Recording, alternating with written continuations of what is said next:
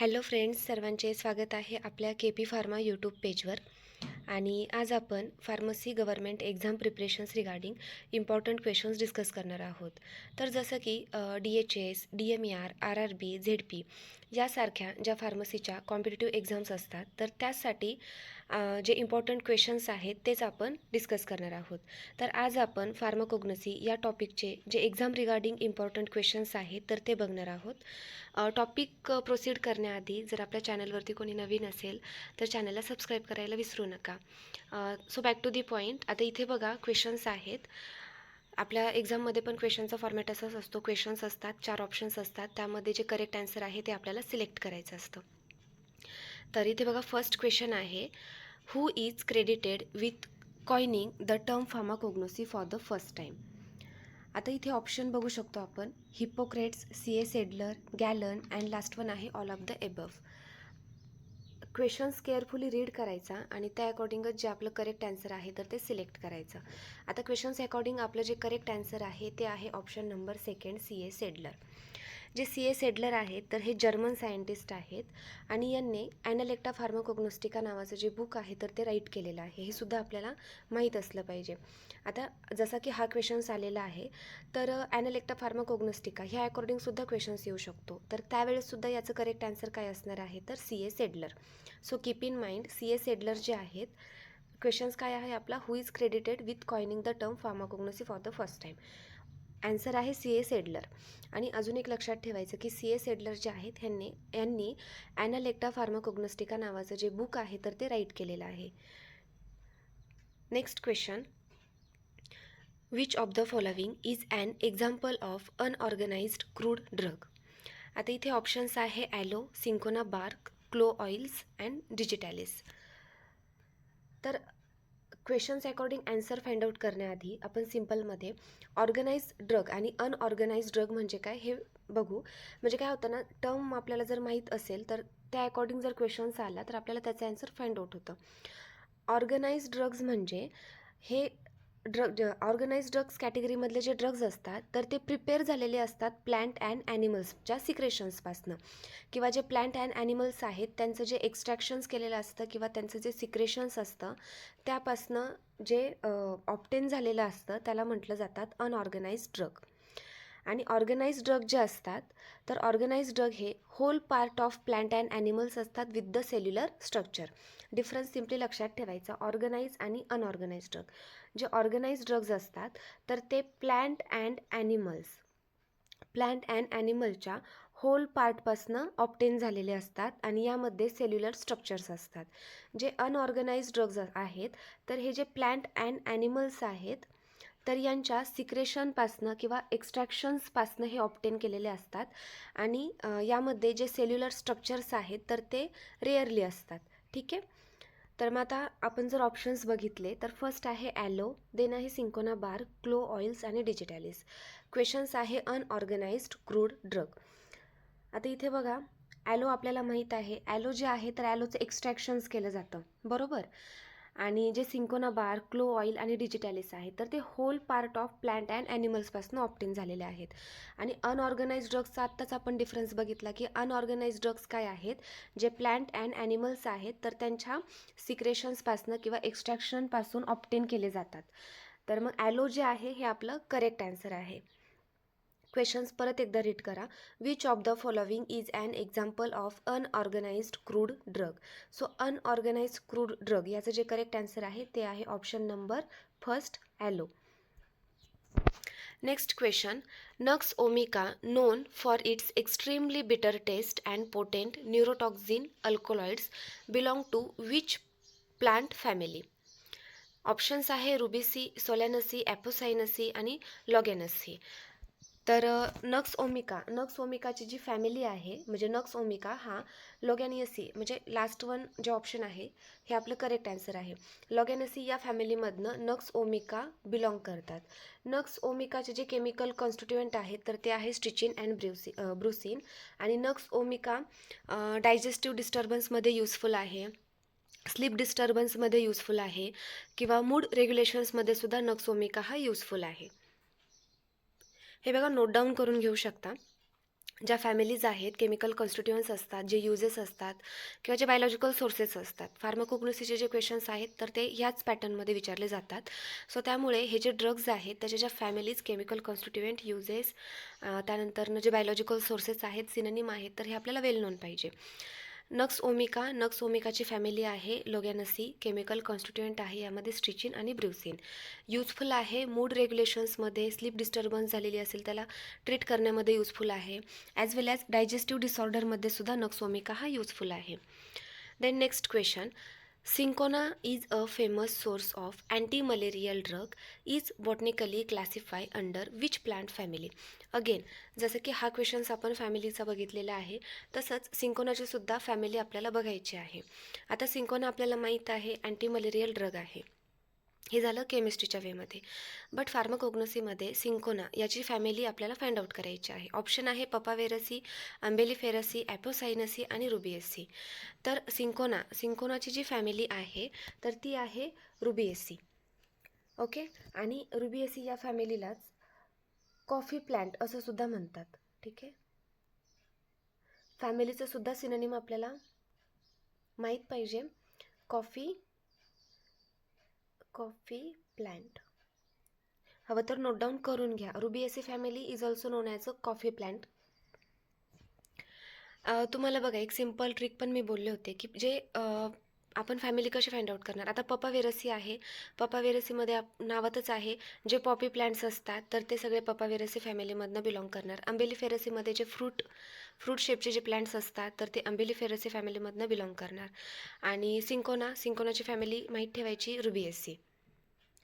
Then next question, which of the following is the primary active alkaloid responsible for the antimalarial properties of cinchona. बघा आता अँटीमलेरियलवरती खूप सारे questions आहेत, सिंकोनावरतीच questions आलेले आहेत. इथे काय होतं, फॅमिली होती, फॅमिली आपण बघितलेली आहे रुबिएसी. त्यानंतर ना सिंकोना पण माहीत आहे आपला अँटीमलेरियल ड्रग आहे टू ट्रीट मलेरिया, यूज आहे त्याचा ट्रीटमेंट मलेरिया. आता इथे आपल्याला त्याचा जो अँटी मलेरियल म्हणजे सिंकोनामध्ये कोणता कॉन्स्टिट्युएंट किंवा सिंकोना म्हणजे कोणता ॲक्टिव्ह कॉन्स्टिट्युएंट हा रिस्पॉन्सिबल आहे मलेरियल प्रॉपर्टीसाठी. तर ऑप्शन्स बघितले तर आहे स्ट्रिचिन, रेझरपाईन, क्विनिन आणि ॲट्रोपिन. ज्यांना अँटी मलेरियलचं क्लासिफिकेशन पाठ आहे त्यांना या क्वेश्चनचा आन्सर लगेच कळणार. कारण हे बघा, स्ट्रिचिन, रेझरपाईन आणि ॲट्रोपिन हे सगळे जे ड्रग्ज आहेत तर हे मलेरियामध्ये येत नाही. क्विनिन जो आहे तर क्विनिन हा अँटी मलेरियल ड्रग आहे. So according to our questions आपलं जे करेक्ट आन्सर आहे ते आहे क्विनिन. आता वन बाय वन जर आपण बघितले, आता स्ट्रिचिन प्रिव्हियसलीच आपण बघितला. स्ट्रिचिनचा यूज काय होता तर स्लीप डिस्टर्बन्स ट्रीट करण्यामध्ये होता, मूड रेग्युलेशन्समध्ये होता आणि डायजेस्टिव्ह ट्रीटमेंटमध्ये होता. जो रेझरपाईन आहे तर रेझरपाईन हा हाय ब्लड प्रेशर्समध्ये यूजफुल आहे.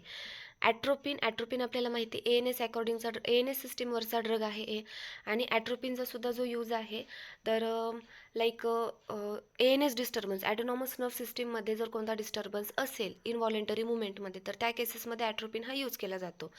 सो मलेरियाचा जो ड्रग आहे कॉन्स्टिट्युएंट तर तो आहे क्विनिन. त्यासाठी क्लासिफिकेशन्स पाठ ठेवा. आणि हे बघा हे जे क्लासिफिकेशन्स आहेत तर हे आपण ऑलरेडी आपल्या KP फार्मा चॅनलवरती अपलोडेड केलेले आहेत, तर तुम्ही तिथे जाऊन क्लासिफिकेशन चेक करू शकता, बघू शकता. आणि क्लासिफिकेशन्समध्ये जरी कोणाला काही डाऊट असेल, जर कोणता पॉईंट्स कोणत्या डेरिव्हेटिव्ह क्लासिफिकेशन जर समजलं नसेल तर तुम्ही कमेंट्समध्ये सांगू शकता. ठीक आहे. Next question, the Kiliani test is a specific chemical test use to identify which of the following constituent. आता इथे ऑप्शन्स आहेत deoxy sugar in cardiac glycoside, alkaloid, tannin आणि सॅपोनिन. किलियानी टेस्ट सिंपल लक्षात ठेवायच्या.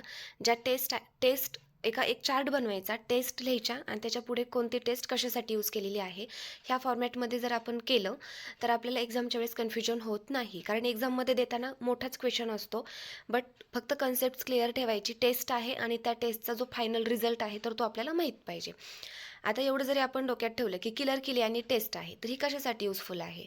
आता ऑप्शन आहे deoxy sugar in cardiac glycoside, alkaloid, tannin आणि saponin. याचं जे करेक्ट आन्सर आहे तर ते आहे ऑप्शन नंबर ए. हे बघा ऑप्शन नंबर ए जे आहे हे आपलं करेक्ट आन्सर आहे. किलियानी टेस्ट ही यूजफुल आहे deoxy sugar in cardiac glycoside. आता ह्या ज्या 3 टेस्ट आहेत ह्या पण मी सिम्पली सांगून देते, वाटलं तर तुम्ही नोट डाऊन करून घ्या. फर्स्ट आहे deoxy sugar in cardiac glycosides, तर यासाठी आहे किलर-किलियानी टेस्ट. देन आहे अल्कोलॉइड टेस्ट. अल्कोलॉइड टेस्टमध्ये सोडियम मेटल टेस्ट. अल्कोलॉइडला फाइंड आउट करण्यासाठी सोडियम मेटल टेस्ट परफॉर्म केली जाते. टॅनिन फाइंड आउट करण्यासाठी gold beater skin test. Wait a minute. टॅनिनसाठी आहे गोल्ड बिटर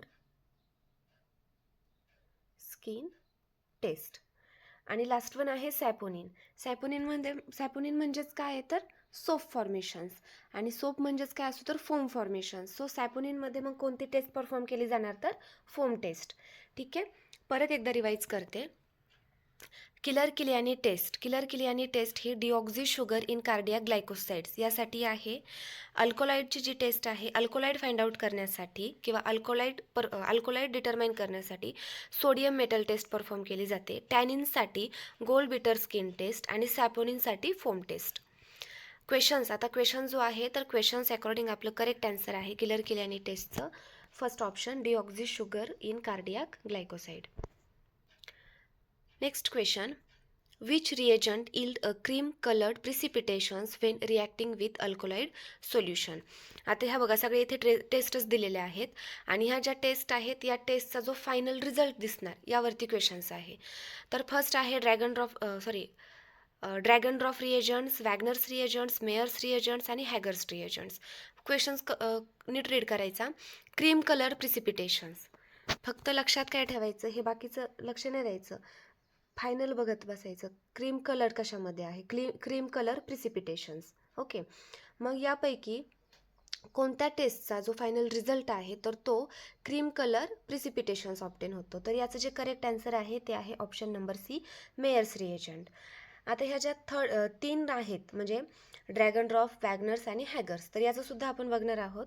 म्हणजे इथेच ह्या ज्या रिएजंट्स आहेत किंवा याच्या ज्या टेस्ट आहेत तर त्या इथेच आपल्याला क्लिअर होऊन जातात. नोट डाऊन करून घ्या तुम्ही. आता बघा जे Dragendorff, wait a minute. आता जी फर्स्ट आहे ती आहे Dragendorff reagent. Dragendorff रिएजंटचा जो रिझल्ट आहे तर तो आहे yellow to orange colour. Note down करून घ्या बरं का. ड्रॅगन ड्रॉप रिएजंटचा फायनल रिझल्ट काय आहे, yellow to orange colour. Then आहे वॅगनर्सचा जो कलर आहे तर तो आहे डार्क रेडिश ब्राऊन.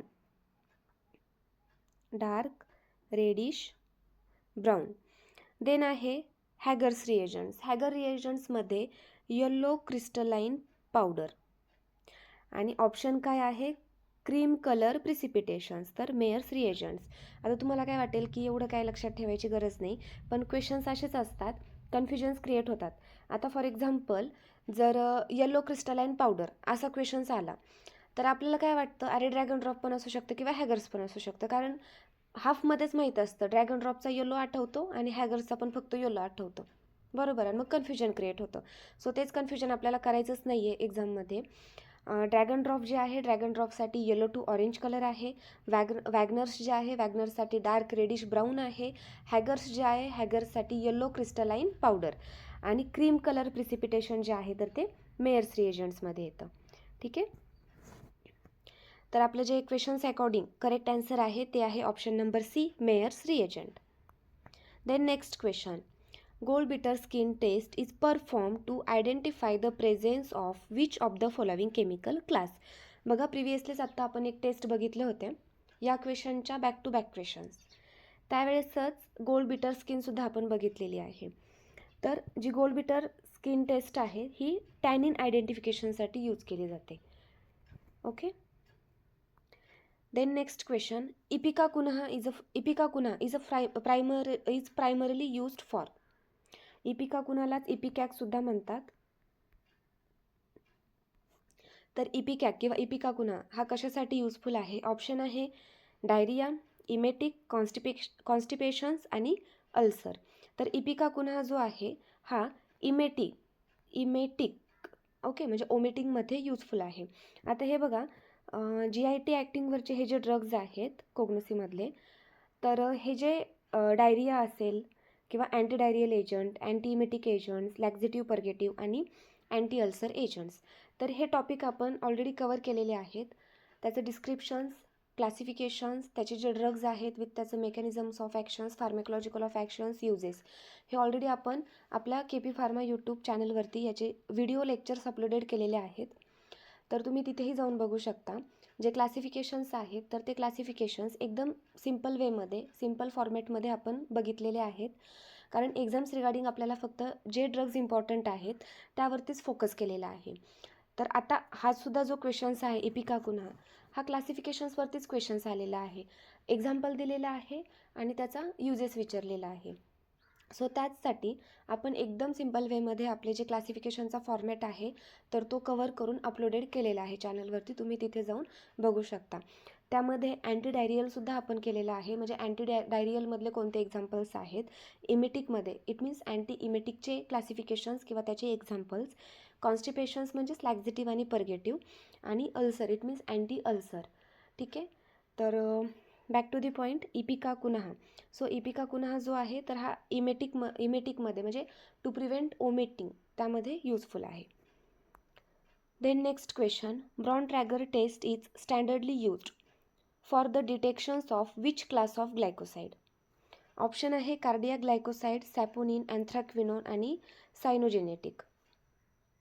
तर ब्रॉन ट्रॅगर टेस्ट जी आहे ती अँथ्राक्विनोन ग्लायकोसाइड डिटरमाइन करण्यासाठी यूजफुल आहे. ओके. ऑप्शन नंबर 3 हे आपलं करेक्ट आन्सर आहे. Then next question, which of the following describe the study of crude drug of plant, animals, minerals origin in their unorganised form. आत्ताच आपण बघितलं organised आणि unorganised म्हणजे काय. आता इथे बघा डिफाईन दिलेली आहे आणि डिफाईन जी आहे, हे जे 4 ऑप्शन्स आहेत ह्या 4 ऑप्शन्सपैकी कोणते तरी एका टर्मची ही डिफाईन आहे. परत एकदा आपण डिफाईन बघू. Which of the following describe the study of crude drug of plant, animals, minerals origin in their unorganised form. ज्यांना डिफाईन माहीत आहेत त्यांना मात्र डेफिनेशन्सवरचे लगेच क्वेश्चन्स कळून जातात. ऑप्शन आहे फार्मॅकोलॉजी, फार्मास्युटिक्स, फार्माकोग्नसी आणि फार्मॅकोकायनेटिक.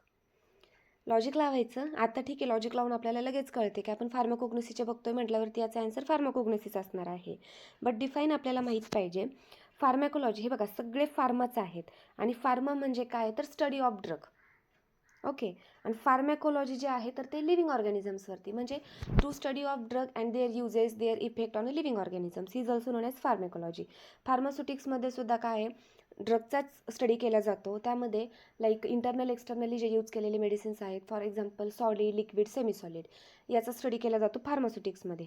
फार्माकोग्नोसी म्हणजे नॅचरल, यामध्ये जे प्लांट, ॲनिमल्स आणि मिनरल्सपासून जे ऑप्टेन केलेले ड्रग्ज असतात ते आहेत फार्माकोग्नसीमध्ये. आणि कायनेटिकमध्ये आपल्याला माहीत होतं to study ADME. Okay. Absorption, distributions, metabolism and excretions of a drug. तर आपलं जे करेक्ट आन्सर आहे ते आहे option number 3 pharmacognosy.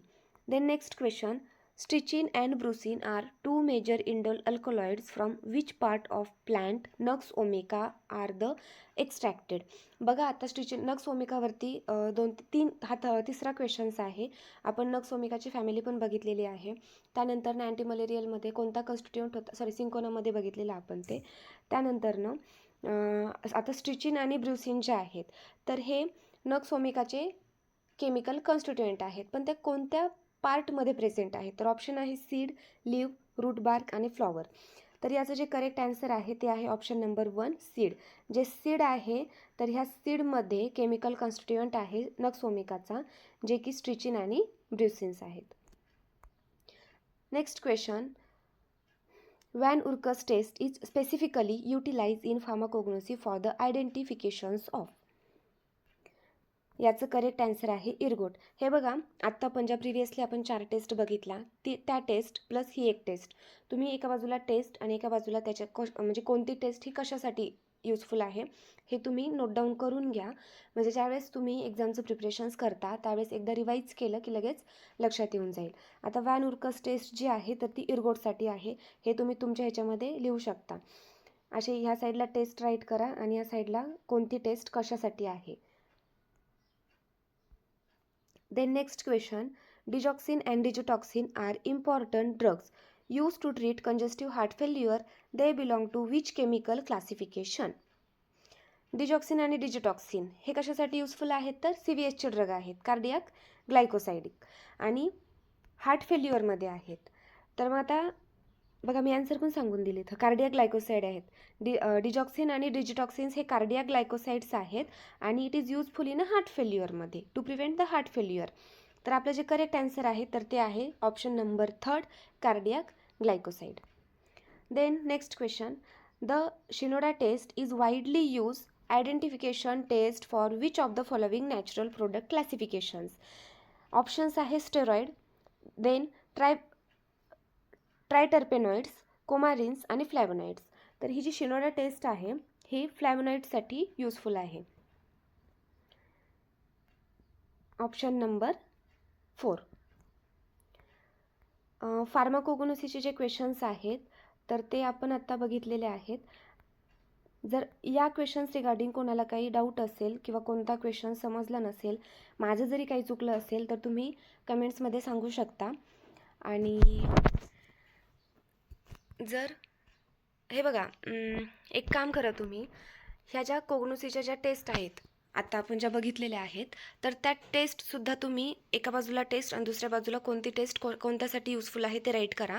As well as ज्या फॅमिलीज आहेत तर त्या फॅमिलीसुद्धा नोट डाऊन करून घ्या की for example Rubiaceae family under कोणता ड्रग आहे, सोलॅनेसी फॅमिली अंडर कोणता ड्रग आहे, तर ते सुद्धा तुम्ही नोट डाऊन करून घ्या. ओके. तर जर या क्वेश्चन्स रिगार्डिंग कोणाला काही डाऊट असेल तर तुम्ही कमेंटमध्ये सांगा. आणि ही सिरीज जर अशीच फ्रीमध्ये कंटिन्यू पाहिजे असेल तर तुम्ही कमेंटमध्ये सांगा. आणि व्हिडिओला लाईक करा, शेअर करा आणि सबस्क्राईब करायला विसरू नका. थँक्यू.